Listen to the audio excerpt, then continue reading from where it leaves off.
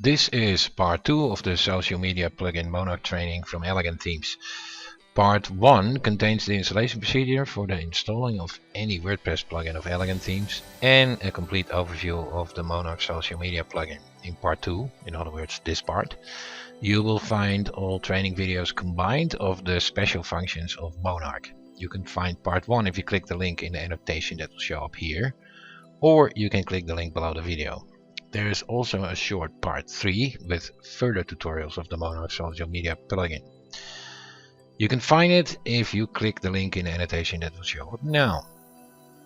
So let's start with the second part of the tutorials, which include how to use the Monarch design settings, how to manage networks in Monarch, how to use the floating sidebar, how to use inline sharing buttons in Monarch, how to use the Flyin location in Monarch, how to use the social sharing pop-up, how to use the social follow widget, how to use media sharing in Monarch, and how to use the social follower shortcode. If you want to skip and move on to the different subject tutorials, click one of the preferred section links below the video to watch that part of the tutorial. All tutorials are courtesy of Nick Roach, who is the owner of Elegant Themes. I simply grouped all tutorials into 3 parts, so it is easier for you and you have all training in just 3 videos you can bookmark. Enjoy the social media plugin Monarch tutorials.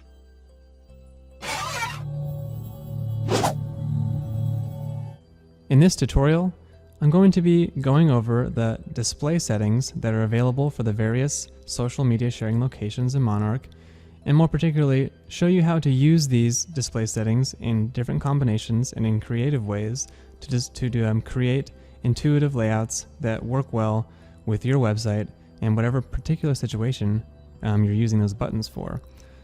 So a great way to start is to look at the inline sharing buttons, and we have them displayed here. And so we're going to be playing with these design settings and creating different layouts, and I'm going to show you how to use those layouts in creative ways. Okay, so here we have a basic 4-column structure, right? We have 4 columns and we have 4 networks enabled. And we also have display counts enabled, and we have the display network names enabled. So we take a look at our settings here, a pretty standard setup. Now the first setting I'm going to play with is the icon alignment setting, which is going to change where that icon appears within the button. But not only that, it's also going to change the shape of the button because it aligns everything to the center and causes things to stack on top of each other, which just creates a different look and a different button altogether. So let's change that to centered just to give you an idea of what that does. I'm going to refresh the page, and you can see that now all of the items within the button have been centered and stacked on top of each other, causing a larger button and giving you this centered appearance. So times when this works, when you have not so many networks. So if you only have 1 to 4 networks, maybe 1 to 8 networks, this layout can look good. It can also look particularly good in pop-ups and fly-ins because it creates this kind of like box effect and looks good within the box container that it's sitting in. So that's one example of how the layout can change with just that one setting. Now, to continue into the column settings, right now we have 4 columns enabled. And columns, it's going to cause the buttons within each column to adhere to the width of that column. So you can see we have 4 columns here, and each button within each column is set to 100% width of that column, giving it a 25% width total. So each button here is 25% width, and they're always going to be 25% width because we've chosen a column grid of 4 columns. If we had only 3 networks, then there would be an empty space here because there's no network to fill that 4th column. And if we had 3 networks, that might be a good chance to use a 3-column grid instead of a 4-column grid. So you can see there's different situations where different columns make more sense. So let me just show you what I mean there. We go to our networks, take away Pinterest, save, refresh. We now have 3 networks within a 4-column grid. Looks okay, looks pretty good, but I don't think there's any reason to have this blank space here. Why don't we change to 3 columns that makes a lot more sense in this situation. So I'm going to change to 3 columns and save that. There we go. That looks great. It's all set. It creates a 100% width box. It looks flush with our image and our content. It looks great. Okay. So using that same philosophy, what if we had 8 networks? So I'm going to add 8 networks and refresh. Now there's a couple things going on here. For one, 8 networks is a lot of networks, and therefore this centered icon style, which creates a larger button, could start to get a little bit overwhelming with so many networks. So for one, I might want to change that to the left align style, which causes everything to sit horizontally next to each other, floated to the left, as you can see. So now the icon and the name and the count are all floated to the left on one horizontal line. So that looks a lot better. So a general rule of thumb, if you have a lot of networks, you might want to use the left align style. And if you have fewer networks, the centered style can look good too. Talking about columns again, so we enabled 8 networks. We have a 3-column grid, so 8 networks in a 3-column grid creates 3 rows of 3, except we only have 6 networks in 9 spaces, leaving this empty space. Since we have 8 networks, it might make more sense to use a 4-column grid.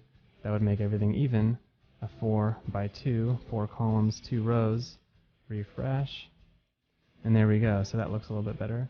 So there's a situation where a 4-column grid might work better based on the number of networks you've chosen, as well as when a left-aligned icon might work better based on the amount of networks you've chosen also. Moving on to the content within each button and how that can affect the design. So as you can see here, we have a bunch of lots of information in our buttons. We have everything enabled. We have share counts, and we have network names along with our icon. This means that each button has to house a lot of information, but if we were to disable some of that information, that gives the button a lot more room to breathe, which means we have more room to increase the column structure and reduce the size of the buttons. For example, if we were to try to squeeze these buttons into a 6-column grid, it might not look so good because things will start breaking onto a second line. So let me refresh. So now we have 6 columns. The problem here is that Facebook doesn't fit into 6 columns. It gets squished. The button gets a little bit bigger. That's because we've tried to fit everything into 6 columns, but we actually have so much information in each button, but the buttons don't always fit all the information. Stuff has to break to the next line. Not the best situation. It might be better if you really want to use a 6-column grid to disable network names. So let me show you what that looks like. I could disable network names. Now everything's going to fit just fine. It looks a lot better. Using that same philosophy, we could get even more room if we disabled counts and then centered the icon, creating a totally different button. Now we have a centered icon and no counts. The simplest button you could create with Monarch. It allows you to utilize the 6-column grid just fine. In fact, we could fit a lot more than 6 buttons here. We could probably fit 10 or more, and if you would like to do that, you certainly can. And this is a perfect situation for this when I've disabled counts, I've disabled network names, I've center aligned the icon. Now I have a lot of room inside of each button, which means I can make them a lot smaller and fit a lot more buttons in one row. In this particular situation, it might be good then to use the auto width option. This doesn't use column structures at all. In this situation, each button is only as big as it needs to be, meaning it'll be as big as the content within it. In this case, each button will be pretty small because the content within it is only an icon. The buttons would get bigger if you tried to put more information inside the buttons. So let me show you what that looks like. Refresh. Now each button is pretty small. We could fit probably 15 networks here because we've used auto width, which means it's not going to make a bigger button to conform to some column structure. It's just going to use an automatic width and float everything to the left, and it allows you to fit a lot of buttons in a row, especially when you disable a lot of the information but you can put that back on. If I could put share counts back on, that'll still fit pretty well. In fact, it'll still fit in one row. And there you go. So there's some different ways you can use the different options to create different styles of layouts. Now we've pretty much covered inline, so now I'm going to touch briefly on pop-ups and show you how these same options can be used in similar ways to create different types of buttons, different types of button layouts. Okay, before we can get into playing with the pop-up settings, I'm first going to enable that pop-up location. So I'm going to disable inline and enable pop-ups, and then we can head back to our pop-up settings and start configuring things. So first, let's take a look at what we have right now. So we have our 8 networks, all displayed with a left align in 2 columns, which is again is a great choice when you have this many networks. But let's say we only had 4 networks.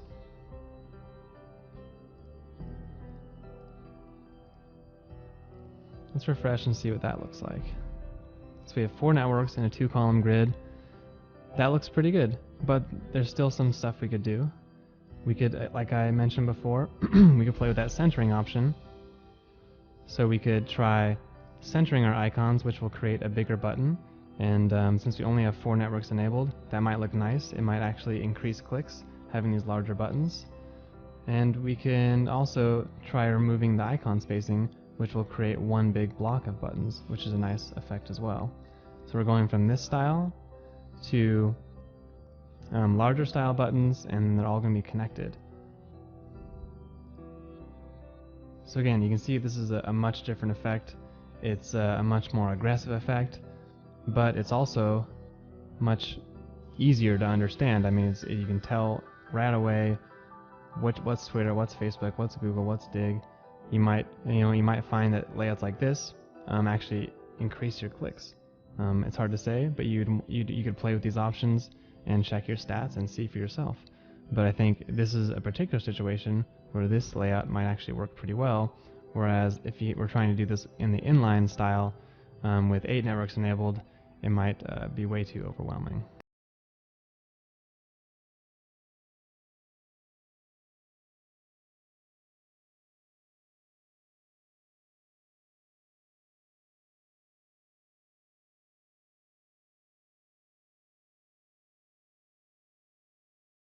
Let's just enable a bunch of networks and go back to this pop-up and see how crazy this is going to look. So like I said, yeah, it's just way too big, right? With that many networks, we really shouldn't be using a 2-column grid, and we might not want to be using the center align style either. We probably want to use more columns and left align, and maybe even take out some information so that all these buttons are not so overwhelming. You might want to just take some stuff out, make those buttons smaller. That's what these design options are for. So coming back to our pop-up, we could put it back to left align. We could change the columns to 3 instead of 2. Maybe even put it up to 4. And then we could disable the network names to give our buttons a little bit more room. And save. So there we go. Our buttons now fit. They're not creating that scroll bar. They're not creating the pop-up to be so big that it extends past our browser window. We have these nice little buttons with share counts, and it's a little bit easier to digest. But at the same time, looking at this, looking at the hover animation that we're using, and the icon style that we're using, and the fact that we're taking away the space between the buttons, and we have so many different colors here, this is a situation where we might actually want to add back that icon spacing, right? When you have a bunch of different networks enabled and a small button space on a large column grid like 4, it just gets pretty noisy, right? Because there's just so many colors and so many little numbers. It's hard to distinguish at a first glance what's a button and what's not, right? So in that particular situation, we would probably want to uncheck this remove icon spacing, give those buttons more room to breathe. Let's take a look at that, see it looks much better. And so yeah, you can play with these different design settings and create different layouts that work for you based on the different situations that you're using these different locations in. And that's a basic overview of the Monarch design settings.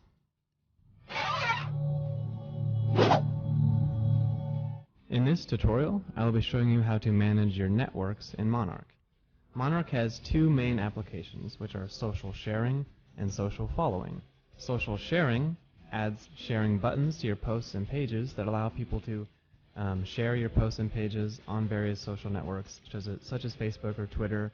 For example, if someone wanted to share a post they really like on their own Facebook feed to their friends, that's what social sharing would allow them to do. Whereas social following, on the other hand, will link out to your social profiles and allow people to follow that profile. So if you have a Facebook fan page for your business and you want to link out to that fan page and allow someone to follow you on that social profile, that's what social following is for.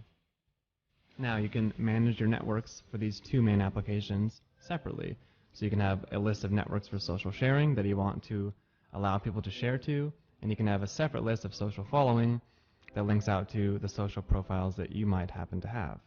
So before you can actually enable social sharing or social following, you first need to add some networks. For example, if you logged in, started setting up Monarch, you chose to enable the sidebar location for social sharing and saved, Monarch's going to tell you, hey wait, you need to add networks first, otherwise there's no point to enable that location. So head over to the Networks tab here and click the Add Network button for social sharing.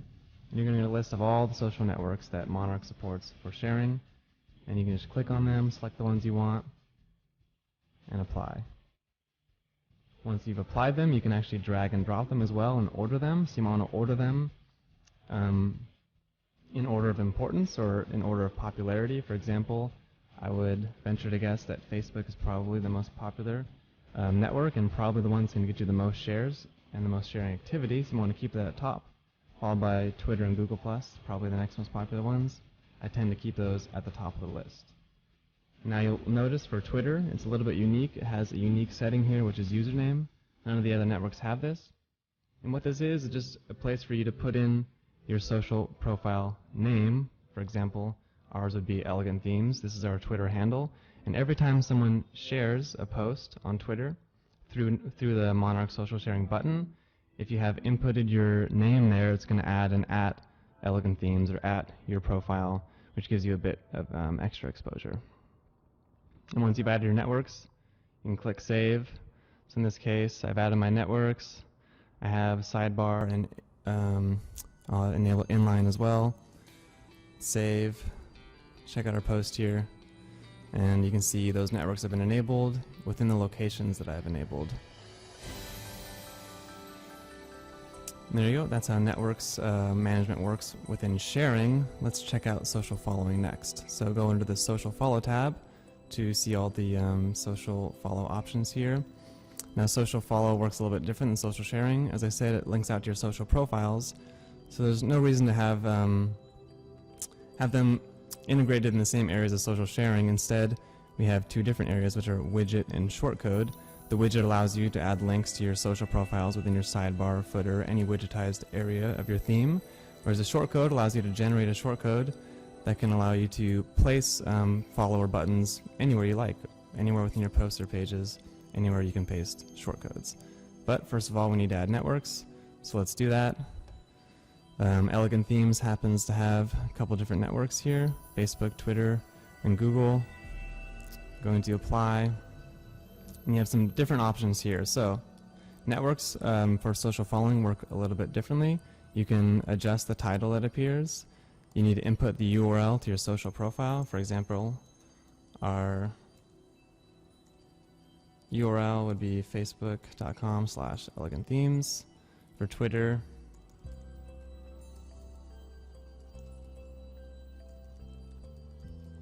twitter.com/elegantthemes, and you get the idea. This option over here where you see these numbers here, the counts, this is where you can manually input your follower count if you want to display how many followers you have. Now, luckily, some of these networks give us an API that we can use to manually detect how many followers you have, and therefore you won't have to come in and manually update this as you get more followers. But only a small amount of networks actually allow us to do that. So if you look down here under display settings, you see this option here, get counts via API. If you click this, then it's going to automatically grab your follower counts from the networks that support it, and the networks that support it will have a little green check mark here. So this says, hey, you have selected get counts automatically. Facebook supports that. Check mark. You don't have to input your account manually. It's going to do it for you. So don't need to input account for Facebook. For Twitter, you would have to input something. So for example, right now Elegant Themes has around 19,000 followers. You put in the number 19,000 there, and then that would display within your widget or your shortcode if you have counts enabled. Moving on, there's also some API settings. So some of the networks have a little bit more in-depth API settings you have to authorize with your app. Authorize your website as an app within those networks to grab those counts, and it gets so it's a little bit more work to get automatic counts from certain networks. But if you have any of these networks enabled, you can grab counts automatically using their API and their OAuth authorization.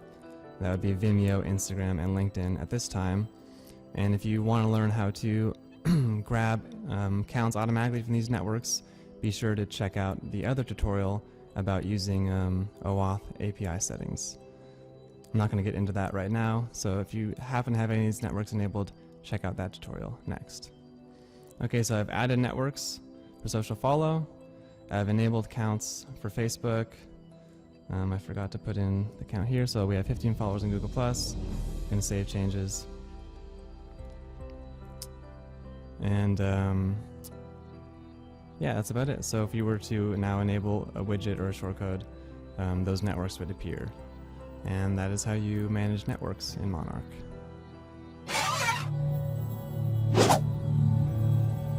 In this tutorial, I'll be showing you how to use the floating sidebar sharing location in Monarch. The floating sidebar is a floating list of buttons that have a fixed location so that they follow you as you scroll down the page.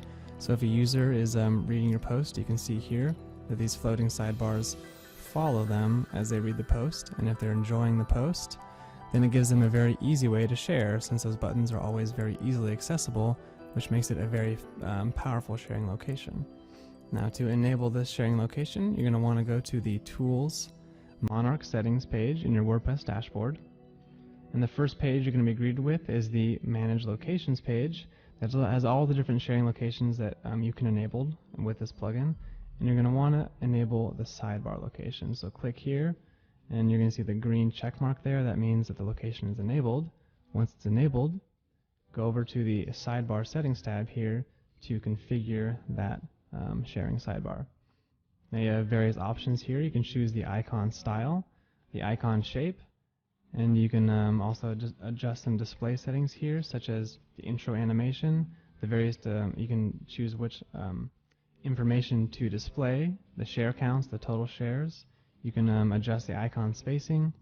You can also hide it on mobile devices, and you can adjust some color settings if you want to use custom colors, and you can choose where you want this sidebar to appear based on the different post types that you have registered in your WordPress installation. So let's play with some of these settings and show you how they work. First of all, the icon style. This changes the hover animation of the sidebar, and you can preview all those these different hover animations right here in the dashboard, which makes it easy to choose the one that you like the best. So just test all these out and decide which one you like best, and then click on it to select it. So I'm changing to this slide animation here. You can also choose your icon shape, whether it be square, rounded square, or circle. So I'm going to change over to a normal square from the rounded square we had before. And I'm going to save these changes, and we can take a look at them here. So as you can see, the animation has changed, and as has the shape. We no longer have the rounded corners. Coming back to our settings here, and moving on down to the display settings section, you can choose the intro animation. So right now we have it set to fade in, but you can choose to have it slide up or down or in from the right. And that will be triggered when the page is loaded.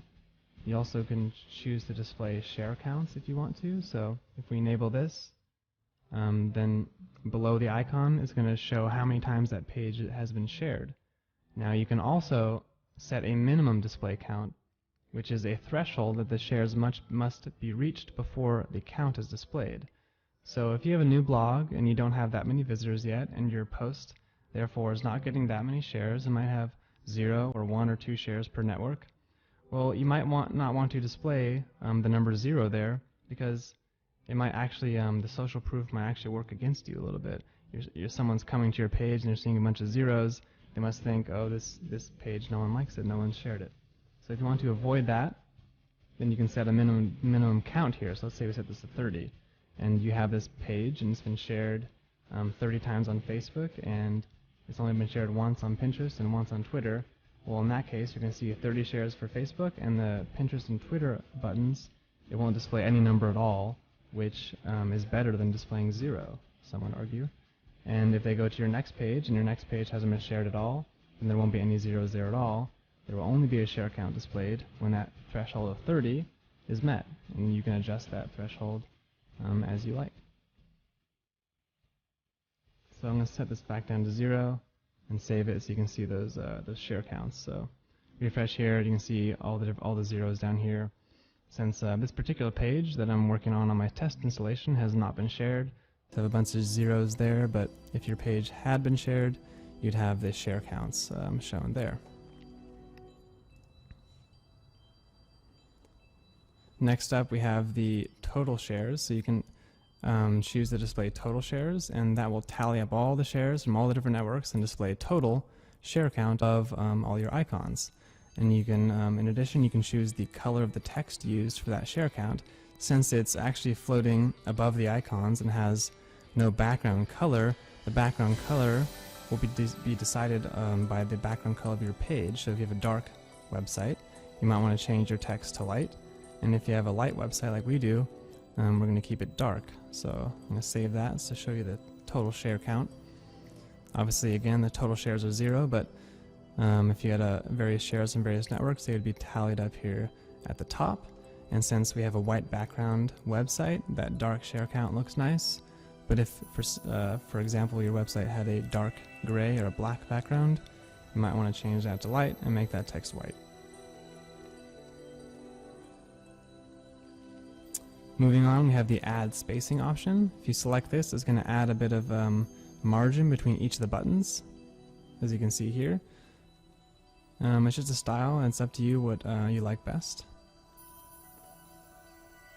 And finally, we have the hide on mobile devices.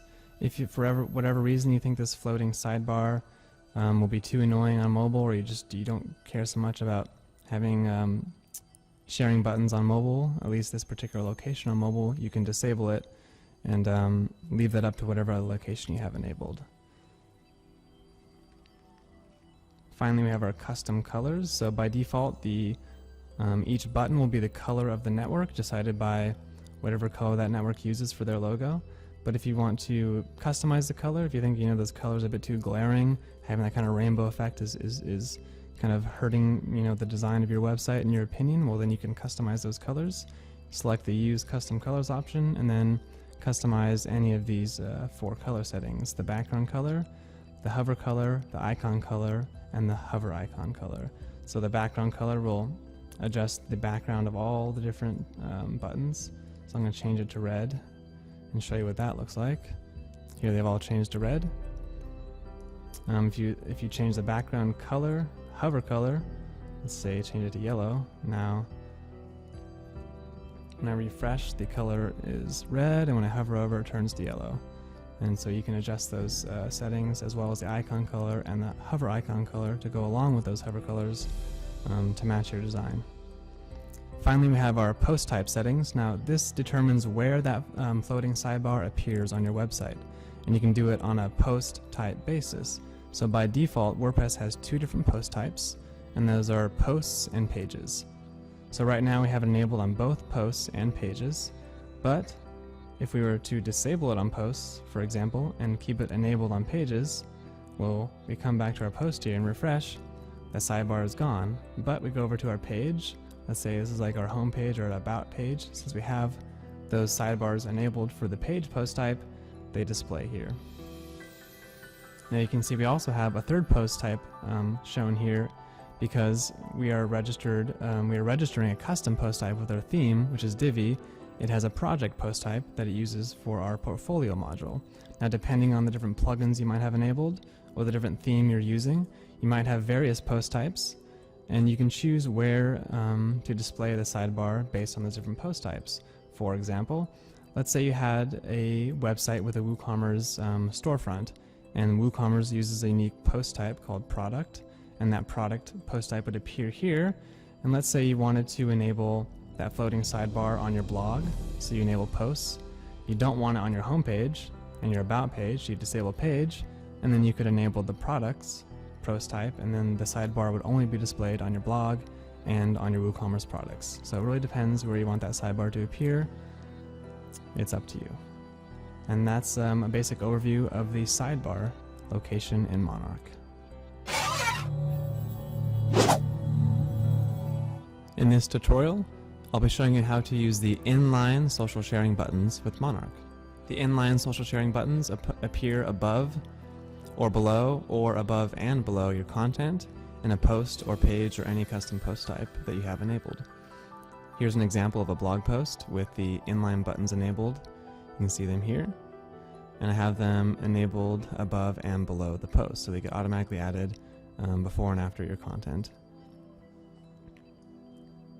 To enable the buttons, first going to want to go to the Monarch settings panel, so go to Tools, Monarch Settings, and the first page you're greeted with here is the Manage Locations page, where you can manage all the different social sharing locations, and the one we're going to explore today is Inline, so I'm going to click the Inline location. You get the green check mark, which means you've enabled that location. After you've enabled it, you want to go ahead and click on the Inline social sharing tab here to get a list of all the settings for your inline sharing buttons. We have various options here. Icon style, which affects the hover animation, icon shape and various display settings, color settings, and also location settings, where you can just choose which custom post type the social sharing buttons appear on. So let's play with some of these settings to give you an idea of what they do. First off is the icon style, which affects the animation, and you can just hover over these different options here to see the different animation choices, and then once you've found one you like, just click on it to select it. You can also choose your icon shape. So previously you saw me using the rounded rectangle version, but we can also use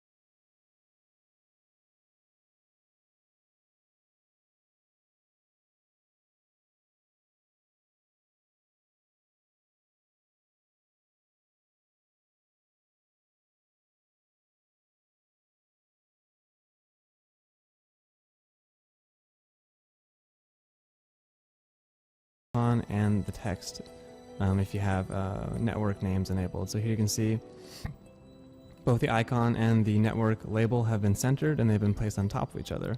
So this usually produces a bit larger of a button, which is useful if you have a smaller amount of networks, especially if you have a bunch of networks enabled, then and it's creating multiple rows and you have the centered option enabled, it can definitely get a little overwhelming. So you can play with the setting and kind of choose whatever works best for you. Alright, next up is the number of columns. You can adjust how many columns appear. Right now, you can see we have 4 columns, which I chose because I only had 4 networks enabled. But let's try changing it to 2 columns.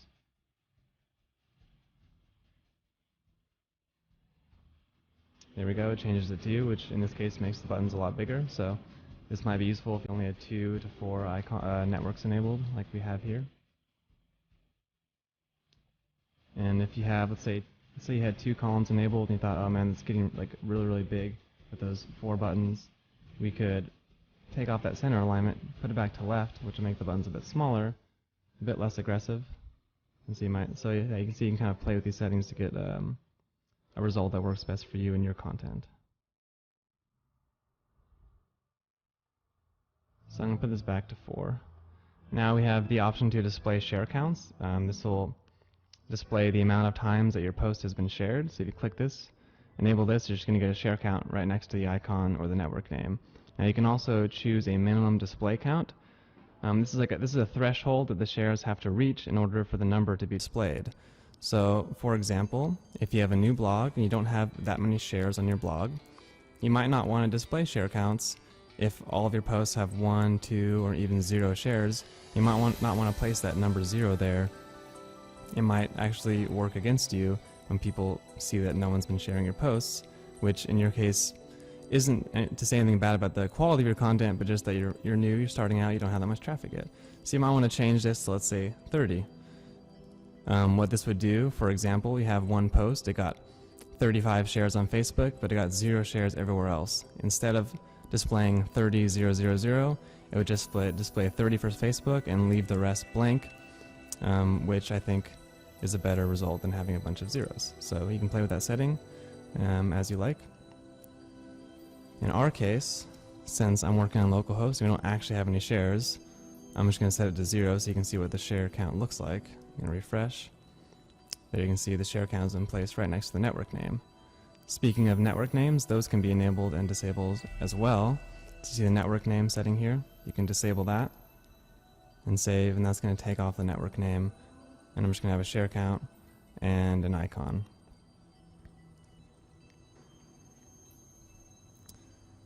Next up is the display total shares. So this is going to, if you enable this, it's going to tally up all the shares that you have from all the networks enabled and display a total share count above your buttons. You can also choose the color that's used for this. So if you want it to be light or dark, you can have this color option here. Since this text is being placed outside of the buttons, it's therefore being placed on top of the background color of your theme. So depending on what kind of theme you're using, if it has a dark background color or a light background color, you're going to want to adjust the text accordingly. Since we have a white background, I'm going to choose dark for the text color so that it shows up nicely. Okay, let's try that. As mentioned, I have 0 shares, so the tally is actually 0, but in your case, you're going to have some shares on your page, and those are all going to be tallied up, and you're going to have a total share count here that represents the total shares of all your networks. Next up is the remove icon spacing option. So this is a different style you can use. It's going to remove the spaces between each of these and kind of create one big block of buttons. So let's try enabling that to see what it looks like. There we go, it's kind of place them all in a row here. It's just, it's all up to your personal taste, whatever you like better. I think this effect gets especially cool when you have multiple rows of icons as well. And finally, you have the hide on mobile devices option. So if you have a lot of locations enabled, let's say you have the floating sidebar enabled and you have inline enabled, you might want to hide one of those on mobile just to use one of them, because like all these sharing buttons can get a little bit overwhelming on mobile. It's not really necessary to have so many of them, so you can hide them and just maybe have one enabled if you please. So yeah, that's what that option is for. Finally, we have our color settings. So by default, all the network buttons adhere to the network colors that they represent. Facebook's going to be blue, Twitter's going to be a lighter blue, Google Plus is going to be, you know, their signature red, and so on. But if you want to change those, if you think this kind of rainbow effect is kind of hurting your design, you don't like it, it's too glaring, well then you can use custom colors and adjust the color of all your buttons. So you select the use custom colors option, and then you can adjust all these different options accordingly. Background color, let's change that to red to see what that looks like. And let's change the hover color to orange and click save. There you go. It goes from red to orange. And you can adjust the hover color and the color of the text and the icon as well. So there's 4 different settings here. Finally, your post type settings. This is where you choose where you want these buttons to appear based on the custom post types that your website has enabled. So by default, WordPress comes with 2 custom post types, that's posts and pages. But depending on which theme you have enabled or which plugins you have enabled, you might have additional post types as well. For example, we have Divi theme enabled, which comes with a project post type that we use for our portfolio module and our portfolio system. You might have WooCommerce enabled, for example. They register a product post type, and so you can kind of pick and choose where you want those buttons to be displayed. You can select them all, or just select one of them, and so on. So, for example, I have posts and pages enabled. If I were to deselect this post option, go over here to this post and refresh, it disappears. But I have pages enabled, so if I go over to our test page, we see them right here. And that is a basic overview of the inline sharing buttons with Monarch.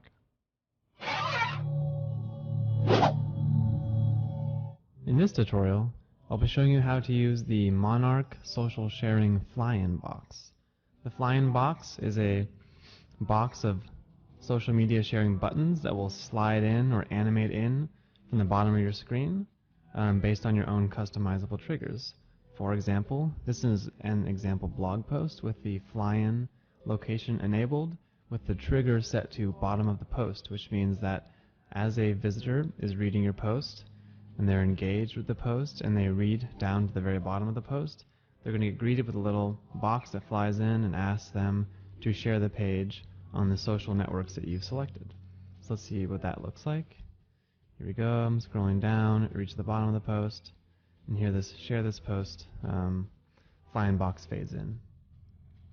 So to enable the Flyin, first you're going to want to navigate over to your Monarch settings page under Tools, Monarch Settings, and the first page you're going to see here is your Manage Locations tab for social sharing, and in this case we're going to want to enable the Flyin location. You're going to get the green check mark, which means that location is now enabled, and once it's enabled you're going to go over to the Flyin tab here to find all the settings related to the Flyin box.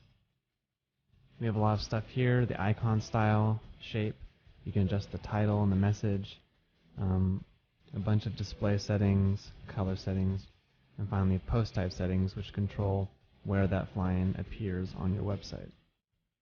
So let's play with a few of these just to see how things work. First up is the icon style. That's basically the hover animations. You can preview these animations right here in the dashboard. Just hover over them and see which style you think works best for your website. Right now I have this nice flip animation, but you can make it a bit simpler here and just choose this basic darken animation. Next you have your icon shape. So in the preview I showed you a moment ago, I had the rounded rectangle selected. You can choose a normal rectangle or a circle. So let's try changing to circle and see what that looks like. I'm going to save, update our page so we can get a look at that. So there we go. It's been changed to circle icons, and the animation is no longer that flip animation, it's just a simple darken on hover animation. Okay. Going back to the settings, I'm going to switch back to my rounded rectangle. And next up, you can adjust the title and the message. So you can say whatever you like here.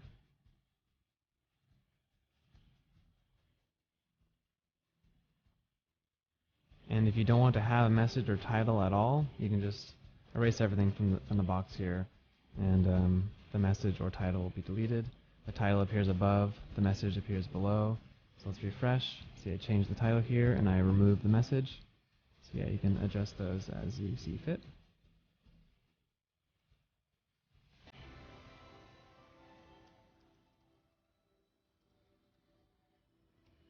Okay, next up are the display settings.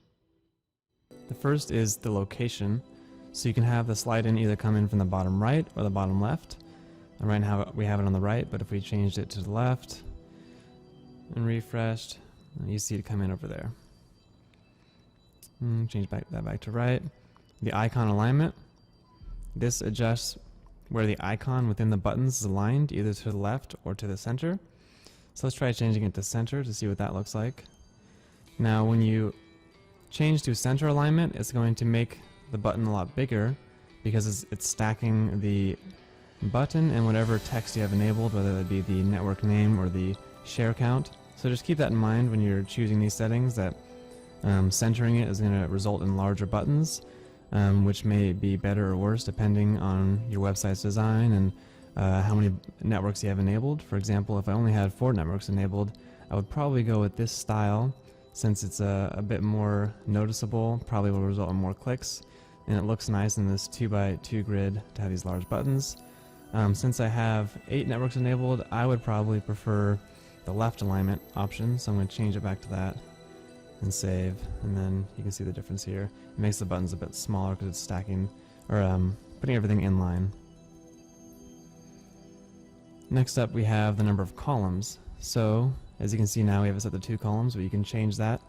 If you set it to 1 column, it would put everything in 1 row like this. To the same effect, you can change it to 3 columns. Now keep in mind, the more columns you have, the less space there is for the content within the buttons, which means if you have an icon and a network name, and the network name is long, and you also have share counts enabled, it's going to get harder and harder to fit all of that content within smaller columns. So just keep that in mind, that you can kind of play with these settings and adjust it accordingly if you only have an icon enabled, for example. So let's say I don't want to display network names. I'm kind of jumping ahead here just to showcase this, but if I were to untoggle the network names and use 3 columns, that might work quite nicely because all I'm showing is the icon, and in 3 columns that fits great. So like I said, just play with those and choose whatever combination of options works for you. So I'm going to switch it back to 2 columns and re-enable those network names and continue on to the next setting here, which is intro animation. This affects the animation that's used once that Popup Flyin is triggered. Right now we just have it fading in, but there are a bunch of great animations you can use here. Sliding up from the right or the bottom or the top, or some fun stuff like a swing or a bounce. So you know, just experiment with these and choose one that you like.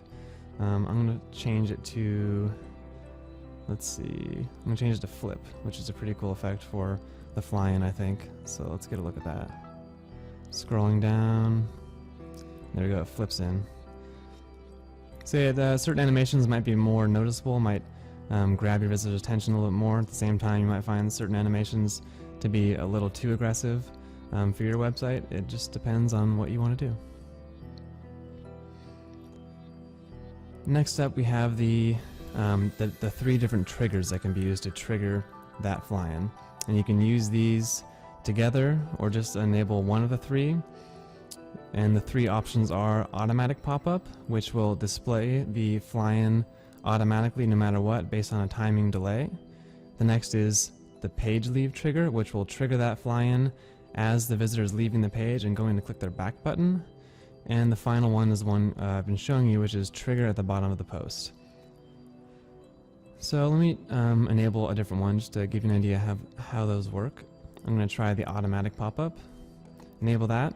As you enable the automatic pop-up, you're going to get a new option, which is the delay that should be used before that pop-up is triggered. In this case it's a Flyin, but before that Flyin is triggered. So right now it's 10 seconds. If I were to enable this with the 10-second delay, that Flyin is going to animate in after a visitor has been on the page for 10 seconds. So let's try that out. I'm actually going to reduce it to 5 seconds so we don't have to wait around too long. Refresh. So I'm just waiting here for a few seconds. And there we go, 5 seconds later the Flyin flies in. Now you can adjust that. Personally, I think 5 seconds is a bit too quick. You want to give your time for your visitor to be engaged in the page and not disrupt their reading, but you can play with that setting and decide what works best for you. And as always, check your stats, monitor your stats, see what's actually resulting in more shares. The results might surprise you. So I'm going to disable this for now. The next one is the trigger on page leave. And this grabs your visitor's attention as they're leaving the page. So say someone came in through Google, they land on your blog post, and that's all they did. They read this one blog post, or maybe they didn't even finish reading it, and they're going to bounce away and you're going to lose them forever. And that's not what you want. You want to try to re-engage that bouncing visitor. So he or she lands on the page, their mouse is about to go to the back button and leave, and there you go, you get the pop-up to try to grab their attention one last time before they leave whether that visitor was engaged or not. Maybe they read your post and they're about to leave without sharing it. Why don't you remind them, hey, why don't you share our post if you liked it before you leave our website? So that's the page leave trigger. And you're free to as well enable all of these at once. The way we have it set up, even if you enable all 3 triggers, only one of them will actually execute. The first one to trigger will trigger the Flyin, and the Flyin will only be triggered at maximum 1 time per page.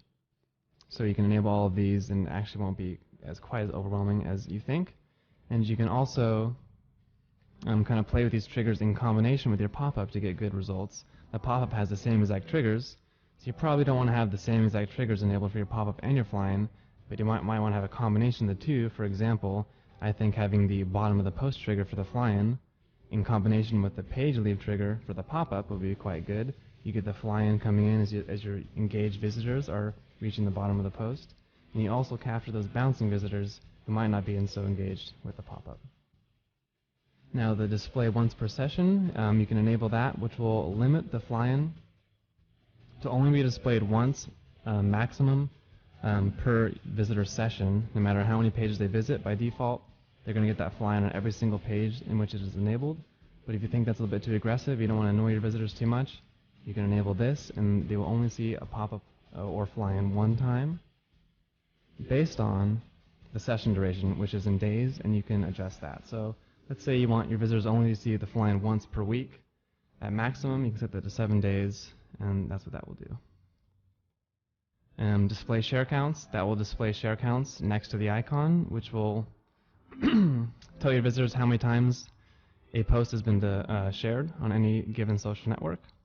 And you can also adjust the minimum count display for that count, which will act as a threshold and will not display the count until that threshold is met.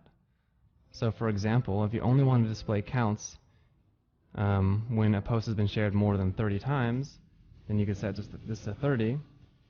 And in the hypothetical situation that your post has been shared 30 times on Facebook but 0 times everywhere else, you only get that 30 share count and you won't see a bunch of zeros, which I think could be better for you if you have a new blog and you don't want to show everyone how little your posts are being shared in the beginning. You might want to have a threshold set to counts. So let's just enable counts so I can show you what that looks like first.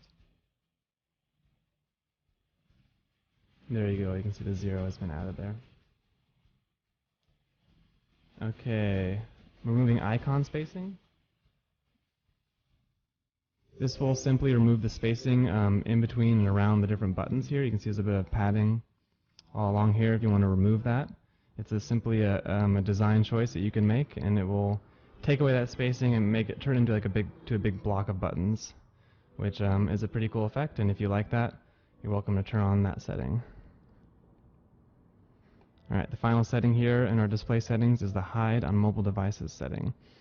This will disable the Flyin on mobile devices such as phones, which can be useful if you have a bunch of different locations enabled, such as the pop-up and the Flyin and the social sidebar. Due to the way that the social sidebar breaks down on mobile, it's actually the social sidebar is quite visible no matter where you are on the page. And since you have a limited space on the phone, it might be a good idea to just keep the social sidebar enabled on mobile, but disable the pop-up and the Flyin, since once they break down, they actually work pretty similarly. But again, that's up to you. So if you'd like to disable the Flyin on mobile, select this option. Finally, our color settings. By default, all of the networks will have the standard colors from the network itself set for the background color of the button. Facebook will be a dark blue, Twitter will be a light blue, Google Plus will be a red, and so on. If you'd like to customize that, if you don't like that rainbow effect, you want to give something that's closer to the design of your website, something that mixes with it a bit better, you can customize those colors, the background color, the hover background color, as well as the icon and icon hover color.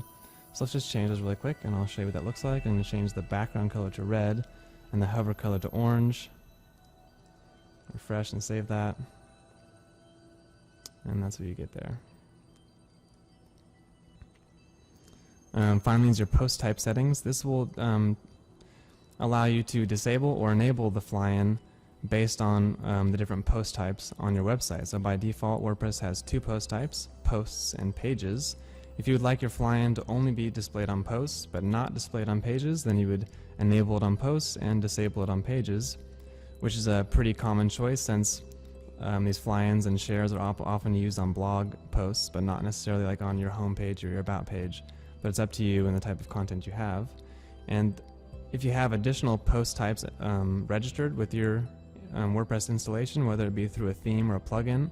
For example, I'm using Divi theme on this installation, which registers a product or project post type. Then those are going to show up here, and you can toggle those as well.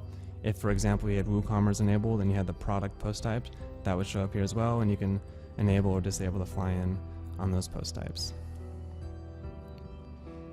So one last setting here that I skipped over is the display total shares option.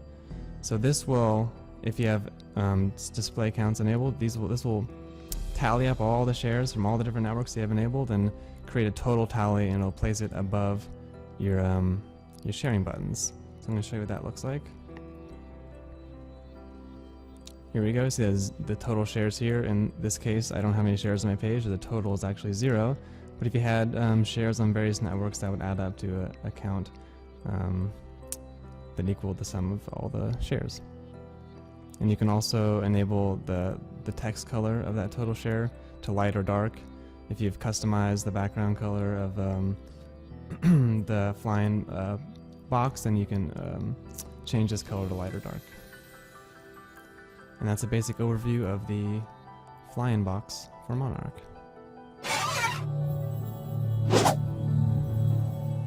In this tutorial, I'll be showing you how to use the Popup location for social sharing in Monarch. The Popup is a modal window that pops up in a lightbox fashion and invites your users to share your post or page based on your own customizable triggers, so you can choose how that pop-up is triggered. As an example, I have a post here in which the pop-up is enabled and the trigger is set to bottom of the post. This means that after your user is finished reading your post, they'll get greeted by the pop-up window. So here's an example. I'm reading the post, I get to the bottom, and boom, it asks me to share. Now, to enable that pop-up, you're going to want to go to Tools, Monarch Settings, and the first page you're going to see here is your Locations page. This is where you can choose which locations you want to enable, so I'm going to enable the pop-up location. So the green check mark says it's enabled. And then you're going to want to go over to the pop-up tab, and this is where you can configure all the different settings for the pop-up. You have different icon styles, different shapes. You can adjust the title and the message. You have various display settings such as icon alignment, columns. You have your various triggers, bottom of the post, page leave, automatic pop-up. You have color settings if you choose to use them, and you have your post type settings where you can choose which post types the pop-up appears on. So let's play with some of these settings and show you exactly what they do. First up is the icon style and icon shape. The icon style adjusts the animation that you see when you hover over it, and you can preview the different animations right here in the dashboard and choose the one that suits you. So let's try changing to this flip animation here. And you can also choose your icon style. You can have a square, a rounded square, or a circle. So let's try changing to the circle. And you can also adjust your title and your message. So my title says share this. You can change that to anything you want. And you can also adjust the message, or you can clear these fields to just have nothing display. So I'm going to erase the message and keep my title as tell your friends. I'm going to save. And we're going to preview that. So here's what we had before, and in our new version we have a different title. Our message below the title has been erased. We have a circle icon layout and a different animation, different hover animation here.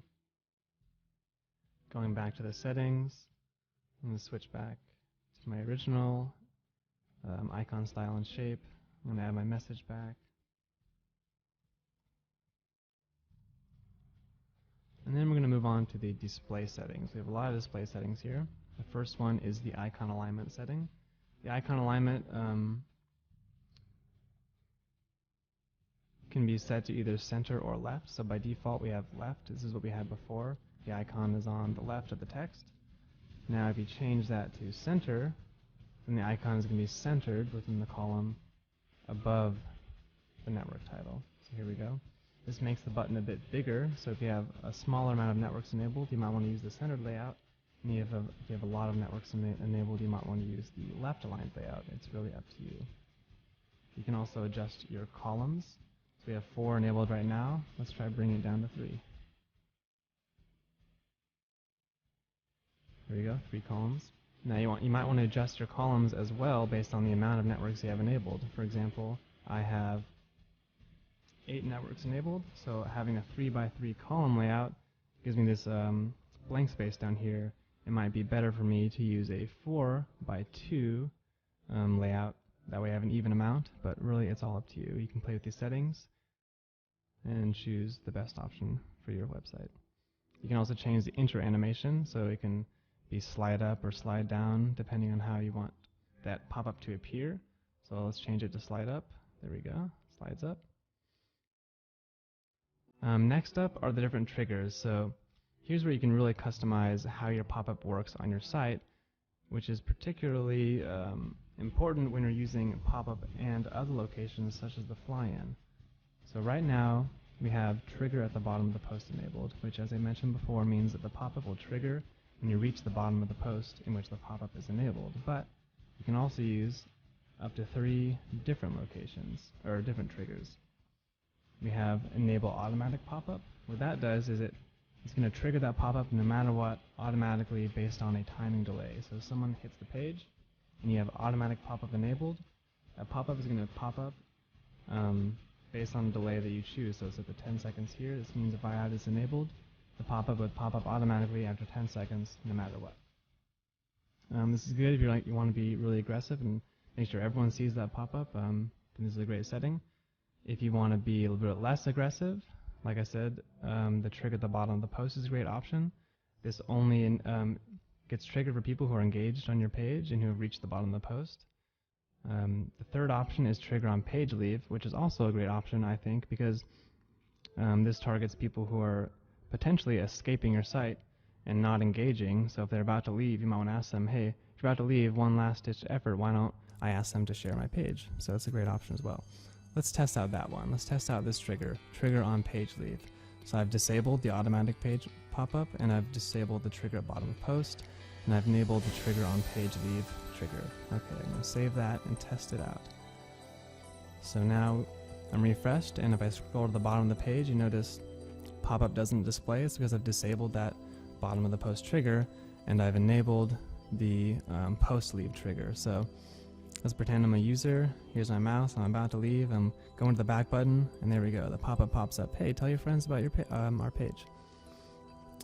So that is the page leave trigger. Now, let me show you the last one, the automatic pop-up trigger. So here I'm going to enable automatic pop-up, and I'm going to choose a delay of 5 seconds, just so we're not waiting too long to see it pop up. Going to go over to the page, refresh, and wait a few seconds here for that pop-up to display. There we go. There's our automatic pop-up. Now, you can actually enable all of these triggers at once if you want, and it will only display that pop-up once, so it's actually not as overwhelming as you might think. You can have the automatic pop-up and the bottom of the post and the page leave. A good combination, I think, would be to use the on-page leave and the bottom of the post, so that if someone is bouncing from your page, you get them, and if someone's engaged, you get them as well. So those are the different trigger settings. Next up is the display once per session setting. This is another thing that can help make the pop-ups not so overwhelming if you're worried about scaring away your users with all these different pop-ups. So the display once per session will make sure that pop-up only displays once. By default, the pop-up will display once per page view. So that means if they land on one post and they read to the bottom, it'll ask them to share. Then they leave that post, they start reading a different one of your posts, they scroll down to the bottom, and they get greeted with another pop-up. Which does make sense, because they're reading a new page. They might want to share multiple pages on your site. I'm not sure, but if you're worried about scaring away your visitors and having way too many pop-ups, you might want to enable this display once per session, which means they will only ever see one pop-up ever, based on how long you want that cookie to, how long you want that cookie to stay active. So you can choose the session duration here. So let's say I want the pop-up to display once per week, and that's it. I want every time someone comes to my site and they get to the bottom of my post and I have the bottom of the post trigger enabled, they see the pop-up, they share a post, and then they come back the next day, they read a post, they don't see the pop-up, because I feel like maybe pop-ups every day is too overwhelming for my users. But it's really up to you. So you can play with this session duration and choose a value that makes sense for you and your visitors and the results that you're seeing based on the various triggers. Okay, that was a lot of information. Hope you understood all that. Next up is the display share counts, display total share options. This is quite simple. If you enable display share counts, you're going to get a number next to your icon that says how many times your page has been shared. So let me enable that. I'm going to display share counts. Now when you click display share counts, you're going to get a minimum display count option.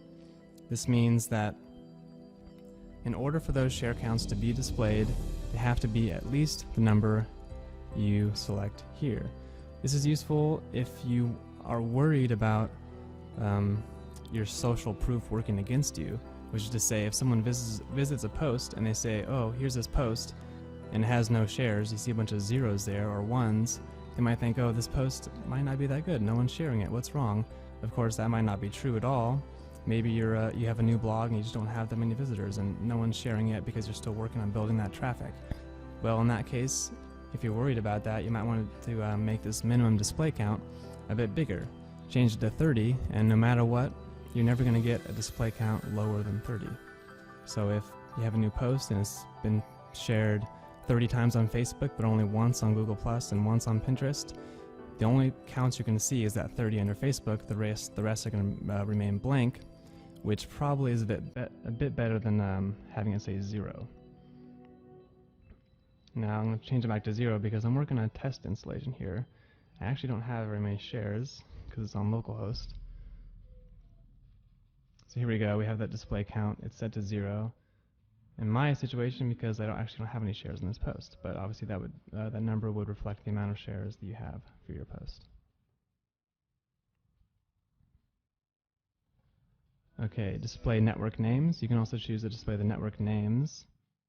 So if I have that enabled, refresh the page, the network names are going to be displayed right here below the icon or to the right of the icon, depending on which icon alignment you have enabled.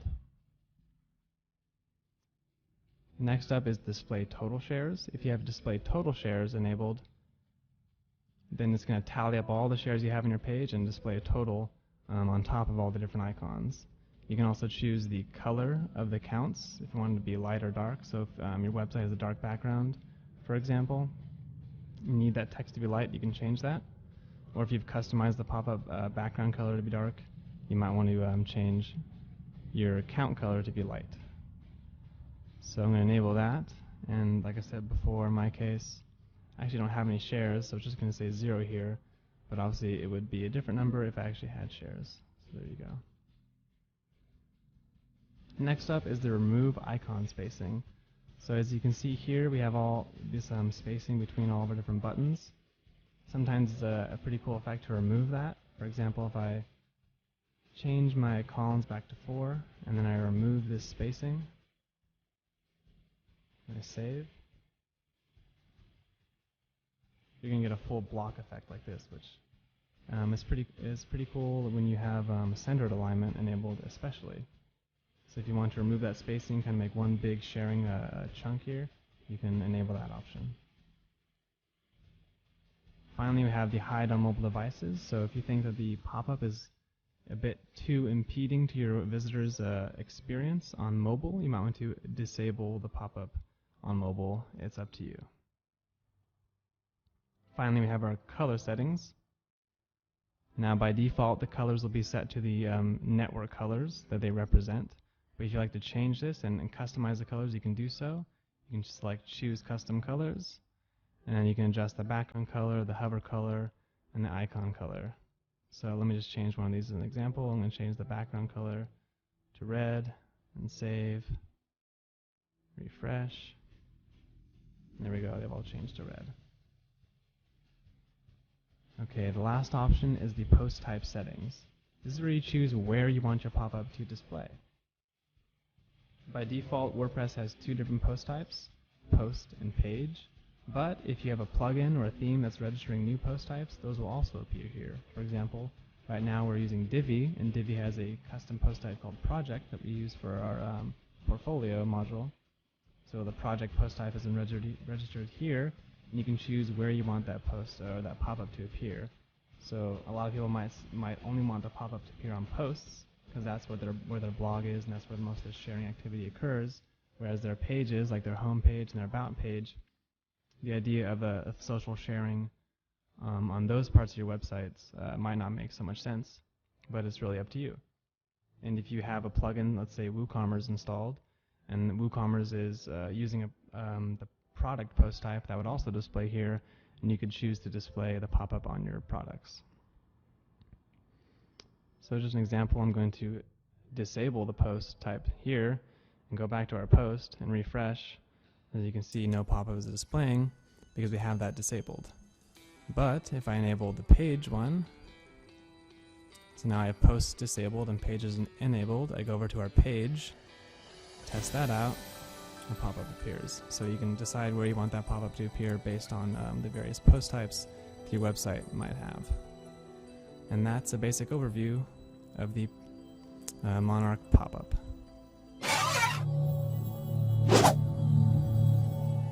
In this tutorial, I'll be showing you how to use the Monarch Social Follow widget, which is used to create links to your online social profiles and also display the follower accounts for each of those profiles. You can see an example of the follower widget here. I have a link to my Facebook, Twitter, Pinterest, and Google Plus profiles, and I'm displaying how many followers I have for each of those profiles as a form of social proof for our visitors. In addition, we have a total follower count up here, which tallies all those followers and adds it into one big count, which is optional. Now, these buttons can be added into any widget-ready area on your website. This example is the Divi theme, and this is our widget-ready sidebar, but this widget can be added to any widget-ready area, for example, your footer or anywhere else that your theme has made widget-ready. Now, before we can add the widget to our sidebar, in this case, we first need to select our networks and configure the widget within the Monarch settings. So go to your WordPress dashboard and go to Tools, Monarch Settings, and then click down to the Social Follow tab, since in this case we're working with our Social Follow widget. The first thing you're going to see is your list of networks. These are the networks that are going to be displayed in the widget. And if you want to learn more about adding networks, we have a tutorial that goes into detail about how to manage both your social follow and your social sharing networks.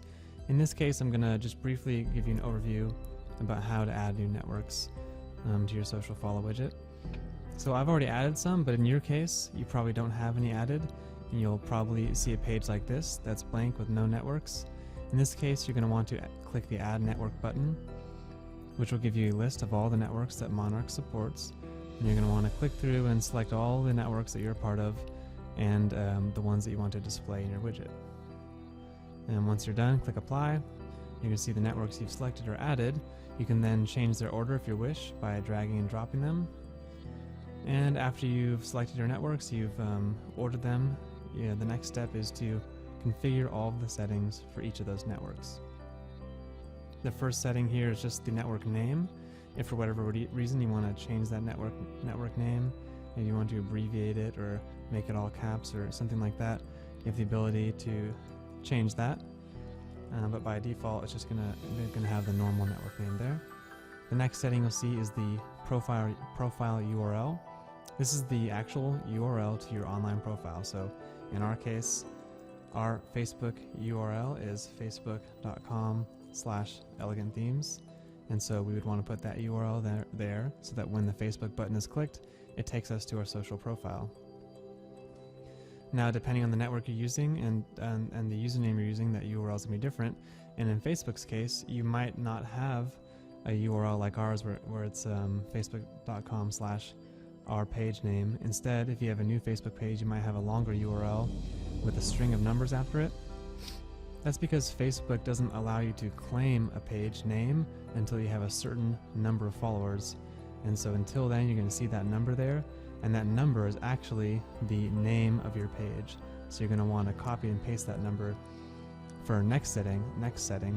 And if you have an established page, on the other hand, you can just use your page name. So in our case, we have an established page, and this next setting, which says name, is going to be our page name, which is Elegant Themes. And this setting is unique to Facebook, and it allows us to grab the follower counts of your social profile automatically. So again, if you have an established page, you put in your page name here.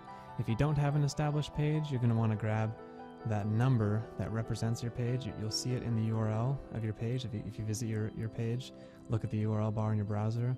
It'll say facebook.com/your username / a bunch of numbers.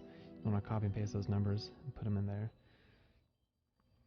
So you want to do the same thing for the rest of these networks as well. So for Twitter, for example, twitter.com/elegant themes will take us to our profile, and yours will be different, obviously. Next up is the follower count. So here's where you input the number of followers you have, so we can display that follower count within the widget. So in our case, we have 19,500 followers, so I just type that in there. Then you're going to have to come in and update that as you see fit, as that count grows for particular networks. Now, you'll notice that Facebook doesn't let you put in a number, and it has a little green check mark here. That's because Facebook actually has an API that we can use to grab that count automatically, which is great. And some networks will have that ability, others won't, unfortunately. So for these particular selection of networks, Facebook allows you to do that. The rest of them do not, in which case you have to input these numbers manually. And talking about that green checkmark, that automatic count display, you can choose to use that or not for the networks that support it. So down here under display settings, where it says get counts via API, if you were to disable that green checkmark would go away. We're no longer grabbing that count automatically, and you can input your count manually. In our case, 35,000 Facebook followers. But it's much easier to use the automatic counts when it's available, so I'm going to check that back on. Now as our follower count grows, so will the display in our widget. Now, Facebook makes it pretty easy to grab the count, whereas other networks that support this automatic count API, they're going to require some additional authentication using what's called O-authentication. And for those networks, there's some settings here, Vimeo, Instagram, and LinkedIn, and whatever other networks that may allow O-authentication in the future will be listed here. And so if any of these networks are enabled, and you have get counts via API enabled, then you can authorize those here. And I'm not going to go into detail about each of those. Instead, you can check out our API tutorial, which goes over all those in detail.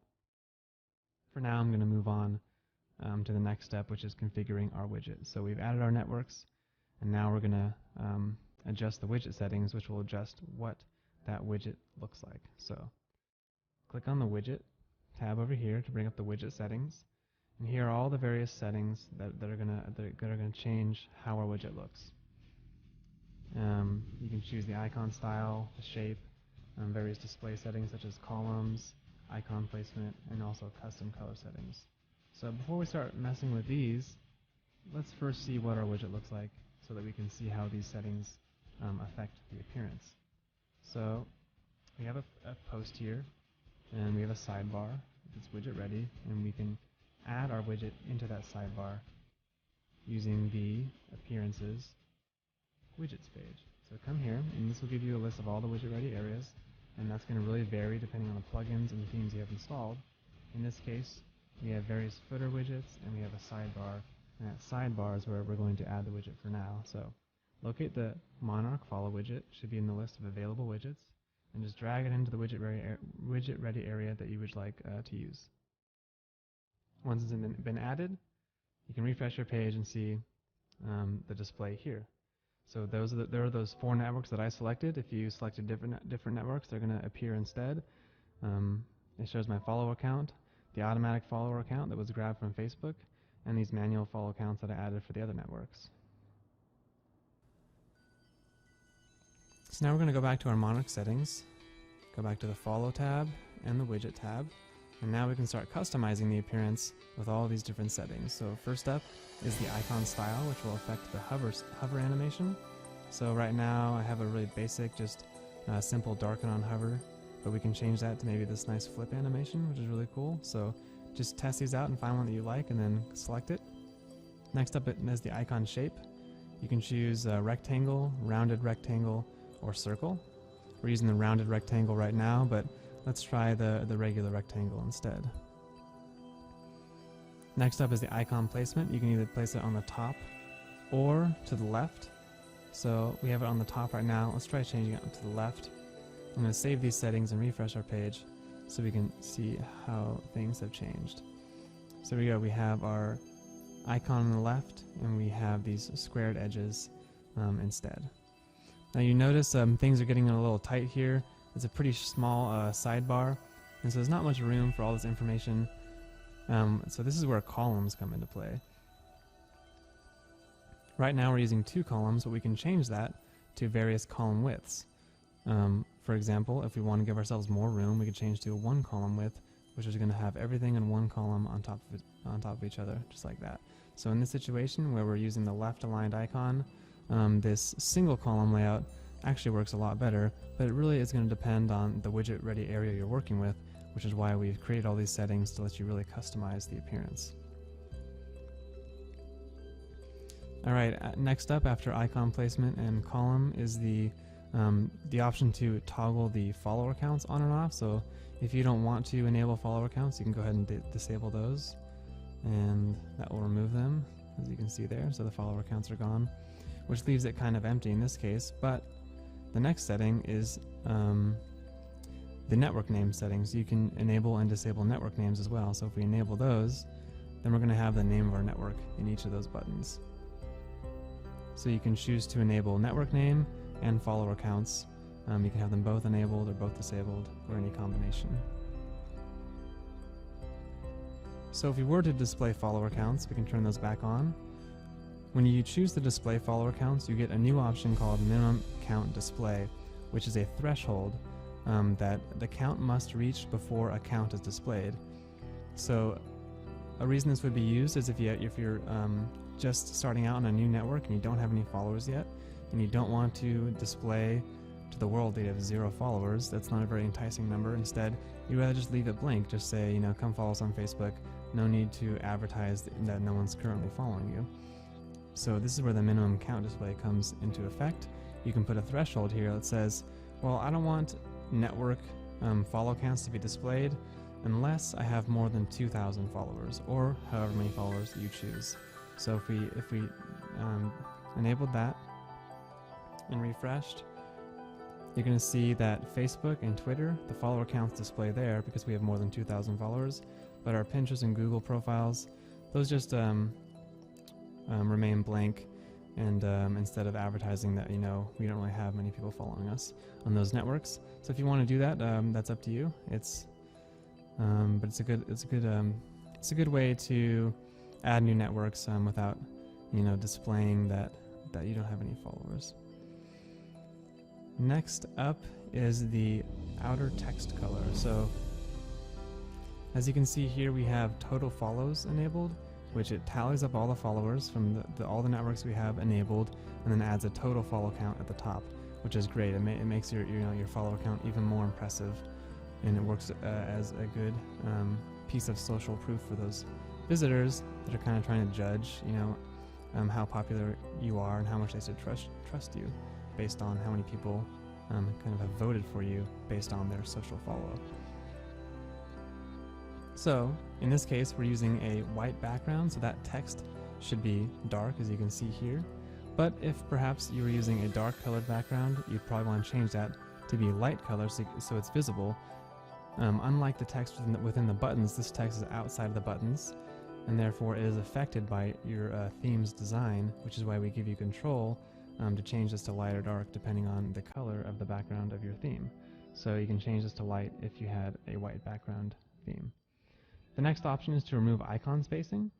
If you choose to do this, it's going to take away all the padding between the buttons, and they're all going to sit flush next to each other. It's a really cool effect, and it's just an aesthetic option that's purely up to you based on how you think that effect works with your design and which you like better. Next is the hide on mobile devices option. If you choose to hide on mobile devices and if someone visits your website on their phone, those buttons are not going to be displayed. And this comes in handy if you have a lot of different social, follow and social sharing buttons enabled via Monarch, and it works great on desktop, but on a phone with a smaller screen it gets a little overwhelming. Then you can choose maybe to hide all but one location and keep things a little bit simpler and improve the user experience on phones.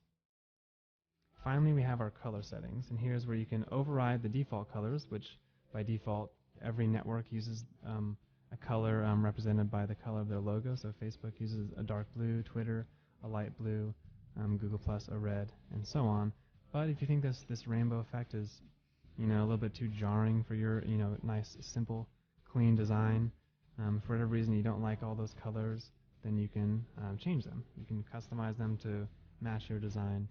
And you can do that using these color settings. First, you want to enable custom colors, and then you can go on to customize any of these four options. The first being background color, the background color on hover, the text color, and the text color on hover. So you can change these really quickly. Change the background color to red, and the hover color to orange. And when I refresh this page, you'll see all the networks have changed to red, and the hover is changed to orange, and you can customize those to look however you like. Alright, well that's a basic overview of the Follow widget.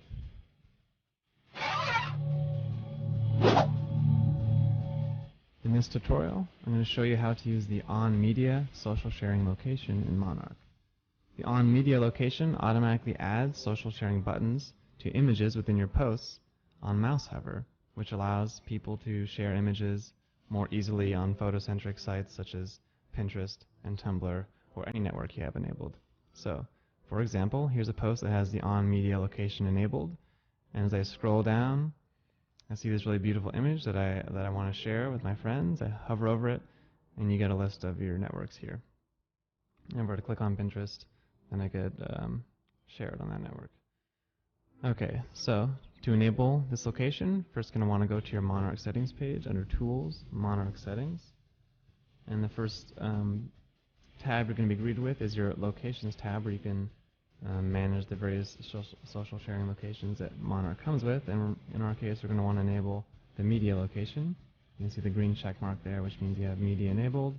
And next, you're going to want to go to the On Media tab here to adjust the settings for that location. We have various settings here. Icon styles, which affects the hover animation. You can change the shape. You have various display settings, color settings, and you can also enable and disable media sharing on the post types that media sharing supports. So let's play with some of these options to get an idea of what they do. First up is the icon style, which is the hover style, and you can preview those hover styles right here in the dashboard and find one that you like. So I'm just going to go with a simple style here on the right, and then you can choose your icon shape, whether it be square or rectangle, rounded rectangle, or circle. Let's try changing to circle to see what that looks like. I'm going to save and go back to our post here, refresh, and you can see all these icons have changed to circles, and the hover animation is now just a simple darken on hover. Going back to the settings, I'm going to switch back to our rounded rectangle and move on to the display settings. The first up is the column settings. Now, by default, it's set to auto width, which means that these buttons will only ever be as big as is required by the content within them.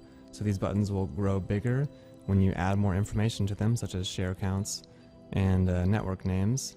So, for example, let's try adding share counts and saving. Refresh.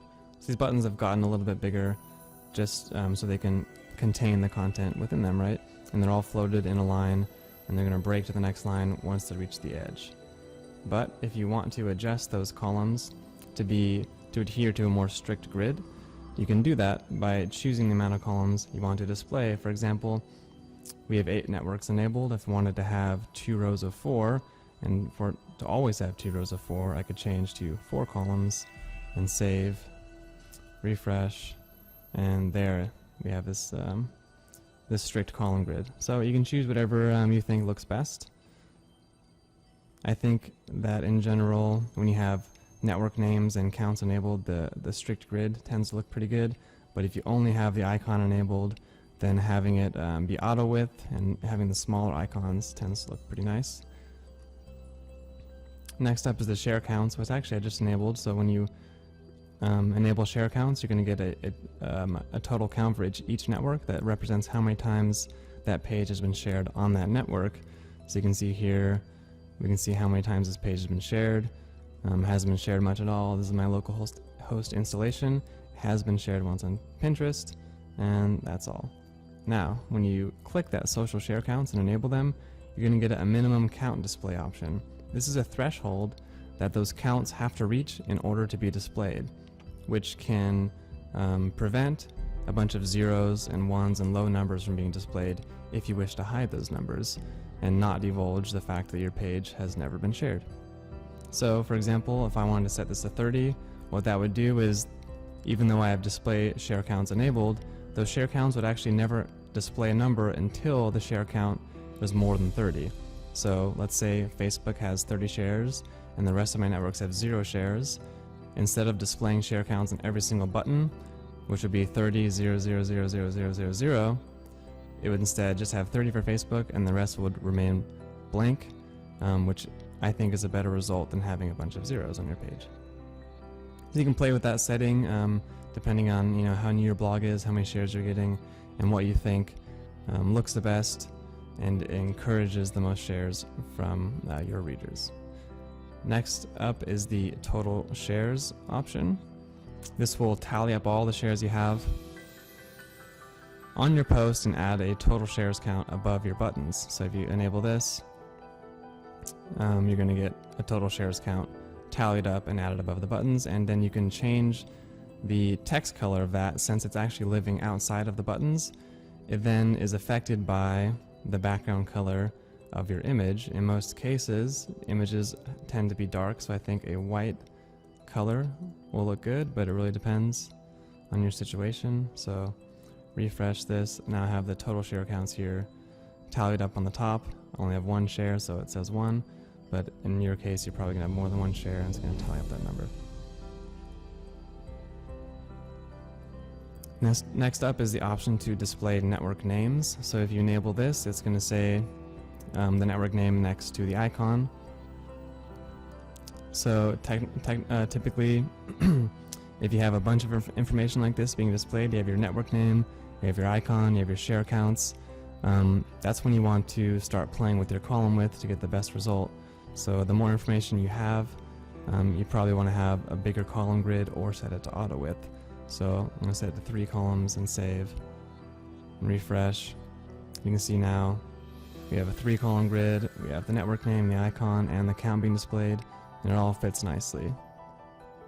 If you were to try to squeeze all the information into like a 5 column grid, then it's all going to get a bit squished.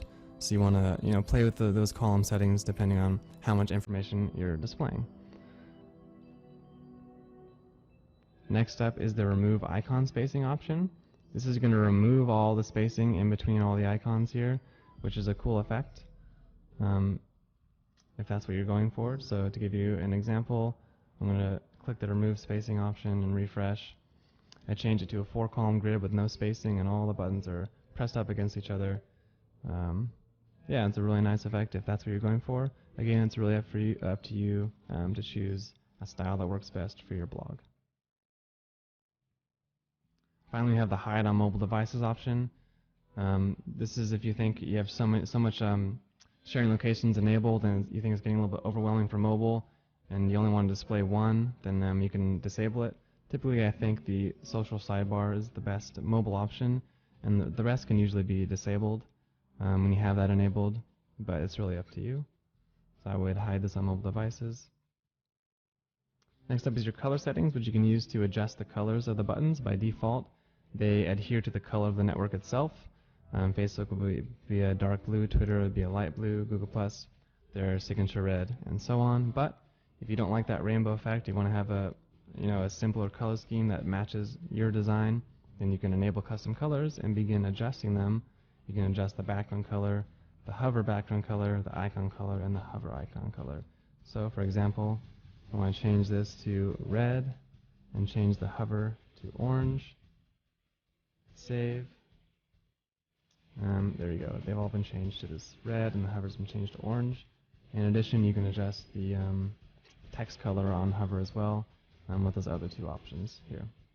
Finally is the post type settings, where you can decide where media sharing is displayed by default. So media sharing, unlike the rest of the locations, only supports certain post types. In this case, since it's the default WordPress installation, it has posts and pages. We only have it enabled for posts, since it can get a bit overwhelming to automatically enable it on all the images on your pages. And so we have the post setting checked here. But on the other hand, if you don't want to have media sharing automatically enabled in every single image on every single post in your blog, then you can go ahead and uncheck this. This means that even though the location is enabled, we're not actually going to automatically add it to every single image on your blog. Instead, you can use the Monarch custom override settings, the meta box, to individually enable media sharing on individual posts. If for whatever reason you think certain posts have very shareable photos, then you can do that. Or on the using the same logic, you can automatically enable it on all posts, and then use those custom override settings to disable it on certain posts you think might have small images or images that just don't make sense for sharing, and so on. And finally, you can also use the on media shortcode to just target certain images for sharing. And if you want to learn more about the on media shortcode, then check out that tutorial. I'm not going to go into detail about that here. And that's a basic overview of how to use the on media sharing feature in Monarch. In this tutorial, I'll be showing you how to use the Monarch social follow shortcode, which allows you to place links to your social profiles and display follower accounts for each anywhere on your website that supports shortcodes, such as your posts and pages, or just about anywhere on your WordPress site. For example, here we have a post, and let's say at the bottom of this post, I'd like to invite my visitors to follow us on Facebook and Twitter and our other social profiles, and I'd like to follow up that request with a nice set of buttons to those social profiles that they can click on. If I'm able to give these buttons to my visitors, we're making it a lot easier for them to find us, and it's going to result in more follows. So this is a great example of a good use of the social follow shortcode. So, first thing you're going to want to do is log into your WordPress dashboard, and then go to the Tools, Monarch Settings to bring up all the settings for the Monarch plugin. Since we're dealing with social follow and not social sharing, we're going to click on the Social Follow tab to reveal the various social follow settings, such as the shortcode settings, the widget settings, and first off, the network settings, which will determine which networks are displayed within any area of your site that uses the social follow system, such as the social follow shortcode. Basically, we need to tell Monarch what networks you use and what networks should be displayed within the shortcode. Now, I have a separate tutorial that really goes into detail about how to manage your networks, because there's a lot of different settings here. So if you need any more detail about any particular thing that I skipped over here, be sure to check out that more in-depth tutorial. But for now, I'm going to give you a brief overview about how to add networks. So if you just installed Monarch, you're not going to have any networks yet. You're going to click the Add Network button to add them. And you have a window here with all the different networks that Monarch supports. So just click the ones that you use and that you'd like to promote, and then press the Apply button. So you can see the networks that I've selected have been applied here, and you can drag and drop their order and change them as you like. Once the networks have been added and organized, you're going to want to fill in all the missing settings here. First up, you can adjust the network name. If for whatever reason you want to change Facebook to something else, maybe you want to abbreviate it or make it all capitals, you're free to change that. We give you that option. Next up is the URL to your social profile itself. So you want to, whenever, this is the URL, the link that the visitor will be taken to when they click the Facebook social button. And so in our case, the link to our Facebook profile is facebook.com/elegantthemes, but in your case it'll be something different. It'll have a different URL, a different business name. So you want to enter that here. The next up is your business name, and we use this to automatically get the the follow counts from your social profile. So in our case, our business name is Elegant Themes. This is the name of our page. In your case, it'll be something different. In fact, for Facebook, it might not actually be a name, it might be a number, because Facebook doesn't allow you to claim a page name until you have a certain amount of counts, a certain amount of follows. So you might actually have a number instead of a name, and you can tell by looking at your Facebook profile URL. So just go to your Facebook business profile, take a look at the URL in your browser, and if it says something like facebook.com/elegantthemes/12345 a bunch of numbers, in that case, Facebook hasn't granted you a true page name yet, and so you're going to want to copy and paste those numbers and place them here instead. So that might apply to you, it might not. Just take a look at your profile URL. So Twitter, do the same thing. The link to our Twitter profile is twitter.com/elegantthemes, and then you can keep filling in the profile for each. Now you can also input the follower count. So this will determine the follower count that's displayed within the button below the icon and the network name. So in this case, our Twitter page has 19,500 followers, so I'd input that there, and then the button will display that follower count, give us a little social proof, show our visitors how popular we are, and it might encourage them to click our button and follow us as well. So you want to input the numbers that apply.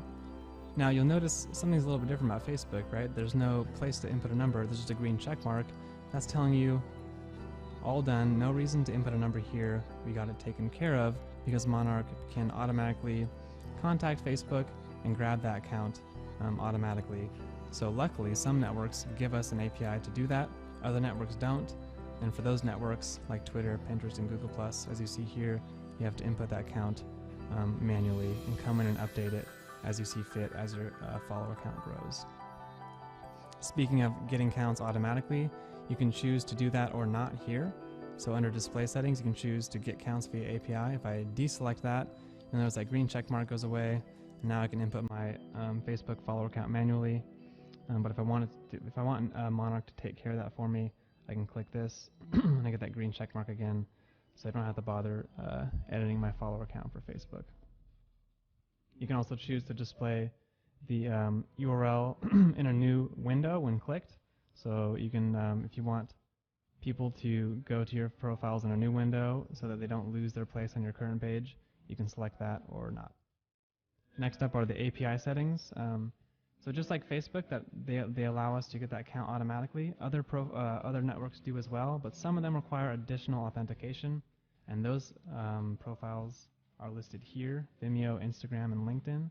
And you'll have to go through some additional steps to authorize your website with those apps to allow us to grab those counts automatically. I'm not going to go into full detail here. As I said, we have another tutorial about API settings, so be sure to check that out. If you happen to be using any of these online profiles and you have the Get Counts via API selected, then you can authorize these networks with your website, and then we can grab those counts automatically, which makes things a lot easier for you. Okay, so we've added our networks. I'm going to save my changes and move on to this shortcode page. This is where we can generate a shortcode to display those networks anywhere on our website. So I click the shortcode link, and here are all the different various settings we can use to configure our buttons. Now, before I go ahead and configure all these, I'm just going to generate a shortcode with the default settings, and then after I've generated it, you can take a look at what that looks like and then start playing with the settings to see what those look like. So once you've configured your shortcode, or if you just can use the default settings, that's fine too, come down here and click the Generate Shortcode button, and it's going to give you a shortcode that you can copy and paste and place anywhere on your website. And wherever you paste this, those buttons, those networks, are going to appear, and they're going to appear as you have configured them here. So let's see what that looks like. So here we have a post that I mentioned earlier, and I like to add those buttons at the very end. Okay, so I'm going to edit my post, and within the text editor, I'm going to scroll down, and right at the end, I'm going to paste that shortcode that I just copied that Monarch just generated for us. I'm going to update the page, and we can take a look at that. So scroll down, and there we go. Those buttons have been added, and their appearance has been dictated by the settings that we used when that shortcode was generated. Now if we go back to our shortcode page and we adjust these settings and generate a new shortcode, then we can display those networks with those new settings, and it won't affect the other shortcode, which means you can generate new shortcodes with different settings and have networks displayed differently on different parts of your website with unique shortcodes, which gives you a lot of freedom. It's nice. So let's adjust some of these settings, and I'll show you what they do. First up is the icon style, which affects the hover animation. So as you hover over here, there's different styles, and you can preview them right in the dashboard and find one that you like best and click it, and that'll enable that hover animation. Next up is the icon shape. So we have three choices, which is rectangle, rounded rectangle, and circle. Right now I have the rounded rectangle enabled, but I could change that to circle. And if we generated a new shortcode based on those settings and add it to the post, I'm going to add it right below the other one so you can get a look at the difference.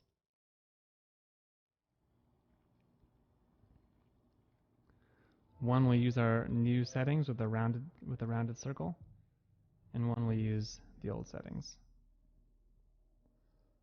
Alright, moving on to display settings. The icon placement, you can either choose to have the icon at the top or at the left, and you can also adjust the columns. So let's put the icon on the left and choose to have only 2 columns, and we'll see what that looks like. So I'm going to generate a new shortcode and paste that on the page. And get rid of our old ones, so we should have the new shortcode. Refresh. So here we go. I have changed it to use 2 columns, and the icon is now on the left instead of being on top of the network name. Alright, let's change it up some more. I'm going to go back to my rounded rectangle, and then down here, the next setting is whether or not you'd like to display or hide follower counts. Right now, we've chosen to display follower counts, but you can choose to disable follower counts if you like. You can also choose to enable or disable the total follower counts, which will tally up your total followers and place them above your icons. We can enable that. And let's generate a new shortcode and check out what those settings have given us. I'm going to paste that shortcode here right into our post. Update, refresh. Okay, so I've disabled the follower counts on the individual buttons. I've enabled the total follower count, you can see here. I've changed it back to our rounded rectangles, and I'm using 2 columns, so that's the result.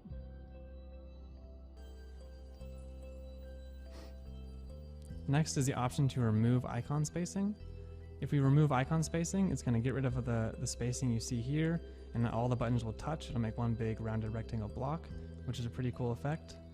And whether or not it works for your website is up to you and your design, so you can choose either of those settings. It's really an aesthetic choice that is entirely up to you. But let me give you a little preview of what that looks like. So I've removed icon spacing on this shortcode, and there you go. You can see all the buttons are touching.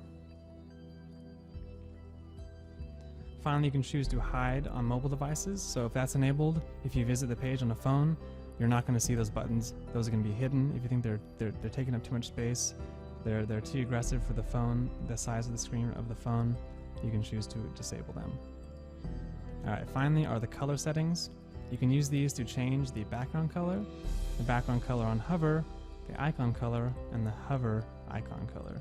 So if I were to enable custom colors, and then choose a background color of red, and a hover background color of orange, and generate that shortcode, it's going to input some color settings into the shortcode and adjust them accordingly. So we paste that into our page, update, and you can get a look at those custom colors here. There we go, they're red, and orange on hover. Alright, that's a basic overview of the follower shortcode. Again, that shortcode can be placed anywhere. It can be placed in a page or in a post. And so, yeah, go ahead and use that anywhere on your site. It's a great way to get more followers.